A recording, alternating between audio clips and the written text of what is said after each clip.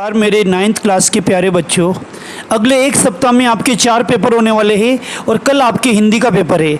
अगर आपने अभी तक इन प्रश्नों को नहीं देखा तो कम से कम 5 मिनट निकाल के 4 मिनट निकाल के इन प्रश्नों को जरूर देख लीजिए। वेरी वेरी इंपॉर्टेंट प्रश्न है। हमने अनेक पेपर को इकट्ठा करके उनमें से कॉमन क्वेश्चन छाटे। हम ये नहीं करें कि ये कई पेपर आएगा, ये इसमें बेवकूफ़ बनाते। इन प्रश्नों को जरूर पक्का कर लीजिए। पहला प्रश्न, मेघरूपी मेहमान के आने से वातावरण में क्या परिवर्तन हुए?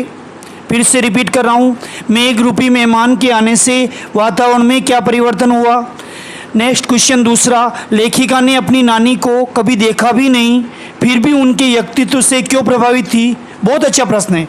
फिर से रिपीट कर रहा हूँ, लेखिका ने अपनी नानी को कभी देखा भी नहीं, फिर भी वो उनके व्यक्तित्व से क्यों प्रभावित थी? तीसरा इंपॉर्टेंट प्रश्न, सुविधा और मनोरंजन के उपकरणों से बच्चे वंचित क्यों हैं? सुविधा और मनोरंजन के नाम पर बच्चों के हाथ में सिर्फ मोबाइल रह गया है, तो सुविधा और मनोरंजन के उपकरणों से बच्चे वंचित क्यों हैं? इस प्रश्न का आंसर देना है, याद करके जाना है। अगला प्रश्न है, जवारा के नवाब के साथ अपने पारिवारिक संबंधों को लेखिका ने आज के संदर्भ में स्वप्न जैसा क्यों कहा है? पारिवारिक संबंध की बात हो रही साहब, आप कोई गलत संबंध ना समझ जाए। फिर से प्रश्न को रिपीट कर रहा हूं, ज्वारा के नवाब के साथ अपने पारिवारिक संबंधों को लेखिका ने आज के संदर्भ में स्वप्न जैसा क्यों कहा है? अगला प्रश्न, आप अपनी कल्पना से लिखिए कि परदादी ने पतोहू के लिए पहले बच्चे के रूप में लड़की पैदा होने की मन्नत क्यों मांगी? सही बात है, बेटी गुणों की खान होती, बेटों से भी बढ़कर होती है, लेकिन हम दोनों को बराबर मानते हैं। अगला प्रश्न, रीढ़ की हड्डी शीर्षक की सार्थकता स्पष्ट कीजिए। बहुत इंपॉर्टेंट प्रश्न है। रीढ़ की हड्डी नामक लेसन से इस पाठ से किसी भी हालत में प्रश्न आता है और यह प्रश्न सबसे इंपॉर्टेंट है। फिर से रिपीट कर रहा हूं, रीढ़ की हड्डी शीर्षक की सार्थकता स्पष्ट कीजिए।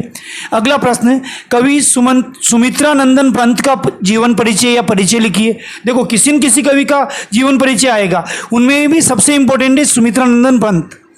अगला प्रश्न, हमने कभी माँ को भारतीय माँ जैसा नहीं पाया, इस कथन को स्पष्ट कीजिए। फिर से रिपीट कर रहा हूं, हमने कभी माँ को भारतीय माँ जैसा नहीं पाया, इस कथन को स्पष्ट कीजिए। लेखक मुसहरी बस्ती में क्या करने गया था? उसने वहां कौन सा दृश्य देखा, वर्णन कीजिए। देखिए साहब, लेखक मुसहरी बस्ती में क्या करने गया था, उसने वहाँ कौन सा दृश्य देखा, वर्णन करना है। अगला प्रश्न कबीरदास जी का है, कबीर की साखियों से उनका समाज सुधारक का रूप किस प्रकार व्यक्त हुआ? पठित पाठ के आधार पर लिखिए। फिर से रिपीट कर रहा हूँ, कबीरदास जी के प्रश्न जरूर आते। कबीर की साखियों से उनका समाज सुधारक का रूप किस प्रकार व्यक्त हुआ? पठित पाठ के आधार पर लिखिए। अगला प्रश्न, गोपी श्री कृष्ण की मुरली को अपने अधरों पर क्यों नहीं रखना चाहती है? अगला प्रश्न बहुत इंपॉर्टेंट, रसखान कवि का जीवन परिचय संक्षेप में लिखिए। जीवन परिचय तो आप याद कर ही लीजिए। अगला प्रश्न है, कवि माखनलाल चतुर्वेदी का जीवन परिचय लिखिए। कवि माखनलाल चतुर्वेदी राजस्थान का बहुत महत्वपूर्ण, बहुत प्रसिद्ध कवि है, उसका जीवन परिचय लिखना है।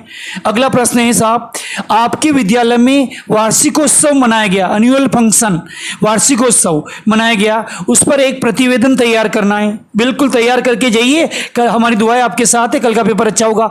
लास्ट प्रश्न देख लीजिए, आपके पिताजी का स्थानांतरण जोधपुर हो गया है, आपको उनके साथ वहां जाकर अध्ययन करना है, अतः प्रधानाचार्य जी को स्थानांतरण पत्र प्रदान करने के लिए एक प्रार्थना पत्र लिखिए। इन प्रश्नों को जरूर पढ़ें।